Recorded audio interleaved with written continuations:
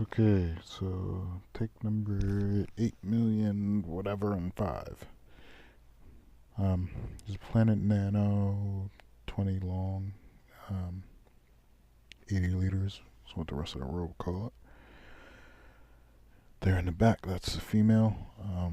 She's a mustard gas. The male is a chocolate. He's giant chocolate, actually. Um, Two of my favorite strains, if I can get them to breed. It'd be interesting to see what comes out.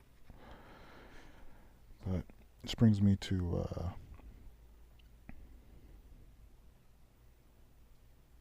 Harmony. Anyway, Takashi Amano, Nature Aquarium, ADA, all that good stuff. Um, Mr. Amano had a saying, a quote. It's one of my favorites.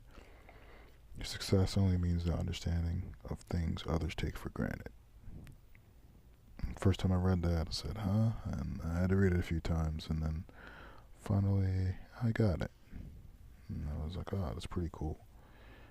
This pair, I've been conditioning them for about a month now. So he'll chase her a little bit, but she's pretty fast.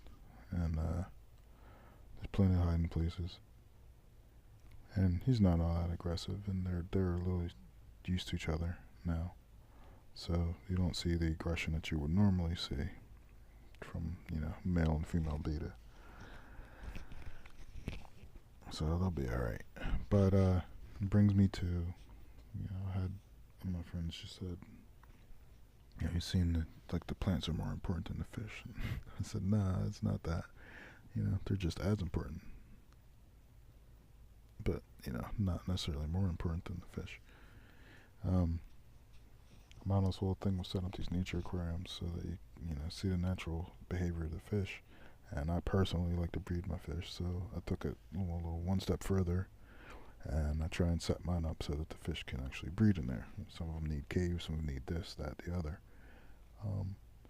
This tank in particular, in the middle, I have some plants growing up there that he'll be able to, hopefully he'll build his bubble nest right there. Oops, I just scared him a little bit.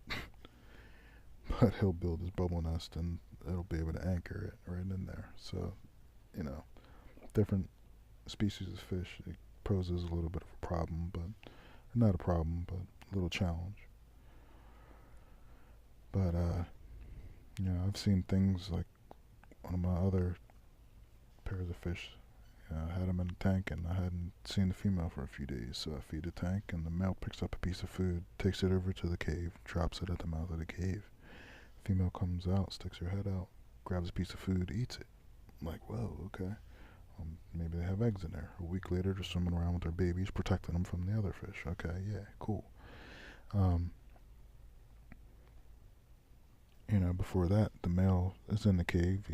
Female swims by. He comes out with a mouthful of sand, blows it up in the quote unquote air, and it looked like somebody breathing fire, to attract her. And she turns around, comes back, and then they did a little mating courtship dance thing, and they go on. But things like that I would have never seen had I not, had this natural setting that made them feel really secure and so forth and so on. And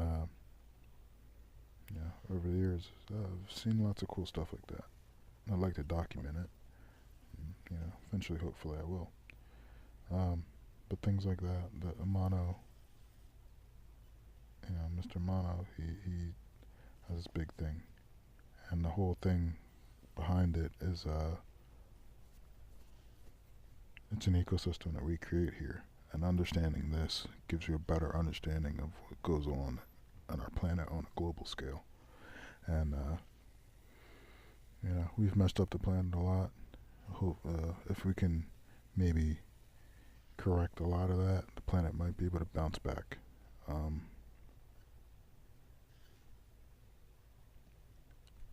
That's pretty much it. We only have one planet. Don't mess it up.